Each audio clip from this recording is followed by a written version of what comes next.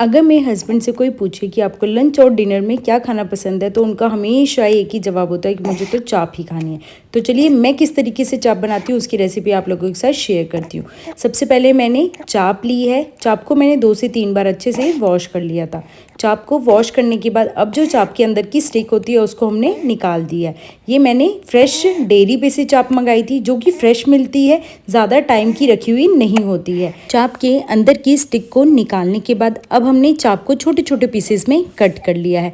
मैं ये चाप जो है 3 लोगों के हिसाब से बना रही हूँ। अगर आप इसको ज़्यादा क्वांटिटी में बना रहे हैं तो उसी हिसाब से आप चाप को भी ज़्यादा ले सकते हैं। अब हमने गैस पर कढ़ाई रखी है। कढ़ाई में मैंने ऑयल को पहले गर्म कर लिया था। जैसे ही ऑयल गर्म हो जाए उसके बाद अब हम इसमें चाप को डाल देंगे। चाप को डालने के बाद मैंने गैस का फ्लेम 1 से 2 मिनट के लिए बिल्कुल मीडियम कर रखा था। जब आपको लगे कि चाप एक साइड से पक चुकी है तब आप गैस की फ्लेम को हाई कर लीजिए और हाई फ्लेम पर कम से कम इसे 2 मिनट के लिए पकने के लिए छोड़ दीजिए। जब तक हमारी चाप अच्छे से पक रही है तब तक हमने लहसुन, अदरक, हरी मिर्च को एक इमाम दस्ते में डाला और इसके साथ ही हमें इसे कूट कर इसका एक दरदरा पेस्ट बनाकर तैयार कर लेना है। ये देखिए हमने इसका पेस्ट बनाकर तैयार कर लिया और जो हमने चाप को भी पकने के लिए रखा था, ये देखिए चाप भी अच्छे से पक चुकी है और हल्के गोल्डन ब्राउन कलर की हो चुकी है। अब हम इसे कढ़ाई में से निकाल लेंगे और कढ़ाई में जितना एक्स्ट्रा ऑयल है उसे हमने निकाल देना है। मैंने सिर्फ 2 चम्मच के करीब इसमें मस्टर्ड ऑयल का यूज़ किया है। अब हम इसमें 1 छोटे चम्मच जीरा डाल देंगे। इसके साथ ही 1 छोटे चम्मच ही मैंने इसमें हींग डाली है और जो हमने लहसुन, अदरक, हरी मिर्च का पेस्ट बनाकर तैयार किया था उसे डाल दिया। गैस का फ्लेम बिल्कुल लो कर कर इसे पका लेंगे। जब आपको लगे लहसुन, अदरक, हरी मिर्च का पेस्ट पक चुका है तब हमने एक प्याज की प्यूरी बनाकर रखी थी, उसे भी हमने कढ़ाई में डाल दिया है। डालने के बाद अब गैस का फ्लेम बिल्कुल मीडियम कर देंगे और प्याज को पकने के लिए हमें रख देना है। मैंने ढककर कम से कम प्याज को 2 मिनट के लिए पकाया था और ये देखिए प्याज जब बिल्कुल अच्छे से पक जाए, जब इसका कलर चेंज हो जाए तब हम इसमें जो हमने टमाटर की प्यूरी बनाकर रखी है उसे डाल देंगे। 2 मैंने टमाटर लिए थे जिनकी कि मैंने प्यूरी बनाकर रख ली है। अब हमने प्यूरी को कढ़ाई में डाल दिया है। कढ़ाई में डालने के बाद इसके साथ ही मैंने इसमें आधा कटोरी के करीब पानी डाल दिया था। दोनों चीज़ों को हमें मिक्स कर लेना है और मिक्स करने के बाद इसे हमें कम से कम ढक कर 2 से 3 मिनट के लिए रख देना है जब तक कि ये अच्छे से ना पक जाए। जब तक टमाटर और प्याज अच्छे से पक रहे हैं तब तक हमने जो चाप को फ्राई करके रखा था उसमें मैंने 2 चम्मच फ्रेश दही डाली है।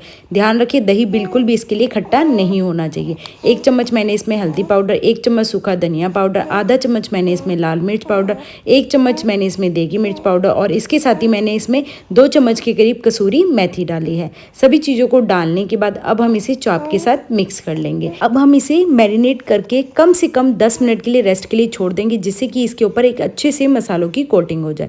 अब जो हमने प्याज और टमाटर को पकने के लिए रखा था, ये देखिए दोनों ही चीज़ें अच्छे से पक चुकी हैं।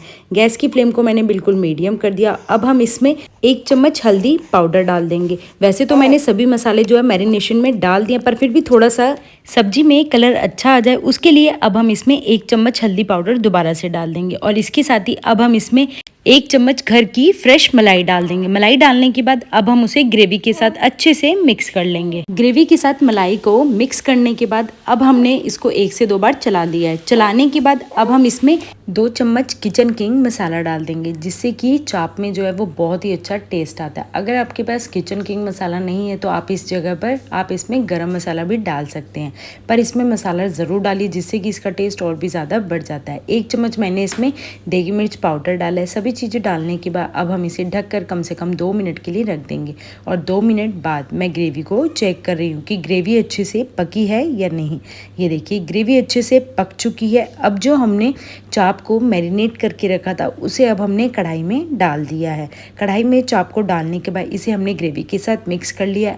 अगर आप चाप को बिल्कुल ही ड्राई खाना पसंद करते हैं तो आप इसमें कोई भी पानी ऐड ना कीजिए, पर मेरे हस्बैंड को चाप जो है वो थोड़ी सी पतली पसंद है, इसीलिए मैंने इसमें 1 कटोरी के करीब पानी डाल दिया है। जिसमें मैंने मैरिनेशन के लिए तैयार किया था उसी में मैंने 1 कटोरी के करीब पानी डाल दिया और पानी डालकर इसे अब हमने मिक्स करके कढ़ाई में डाल दिया। कढ़ाई में डालने के बाद अब हम इसे ढककर कम से कम 2 से 3 मिनट के लिए रख देंगे। बिल्कुल मीडियम फ्लेम पर मैंने इसे 2 से 3 मिनट तक पकाया था और ये देखिए चाप हमारी बनकर बिल्कुल तैयार हो चुकी है। 1 चम्मच मैंने इसमें घी डाला है और इसके साथ ही मैंने 1 चम्मच इसमें कसूरी मेथी पाउडर डाला है। ऊपर से कसूरी मेथी पाउडर डालने खाने से इसका टेस्ट और भी ज़्यादा बढ़ जाता है। और ये देखिए हमारी गर्मा गर्म चाप बनकर तैयार हो चुकी है। आप इसे रोटी के साथ खाइए या चावल के साथ, ये सबके साथ ही खाने में बहुत ही ज़्यादा टेस्टी लगती है। अगर आप लोग भी चाप लवर है तो आपके लिए ये रेसिपी बहुत ही ज़्यादा स्पेशल होने वाली है। तो आप भी मेरी इस रेसिपी को एक बार बनाकर ज़रूर ट्राई कीजिएगा। और अगर आप लोगों को मेरी वीडियोज़ अच्छी लगती हो तो प्लीज़ मेरे चैनल को लाइक करें, शेयर करें, सब्सक्राइब करें।